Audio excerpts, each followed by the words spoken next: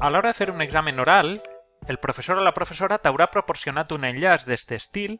i l'hauràs de pegar en el navegador. És possible que te l'hagi proporcionat a través d'avaluació, que te l'hagi proporcionat a través de Google Classroom, a través de Moodle, de diverses plataformes, o fins i tot en alguna convocatòria a través dels anuncis d'UACloud, però en qualsevol cas sempre has de fer el mateix, que és a pegar en un navegador i accedir. Molt de compte, perquè així és on apareix la part més important del procés, has de tindre el compte de gCloud actiu. Si en el teu cas no apareguera el compte de gCloud i, per exemple, tingueres aquest problema, com veus així, tinc un compte de Gmail, el que hauries de fer és clic en canviar de compte i seleccionar el teu compte de gCloud si el tens actiu o, si no, utilitzar un altre compte i posar llavors el compte de gCloud.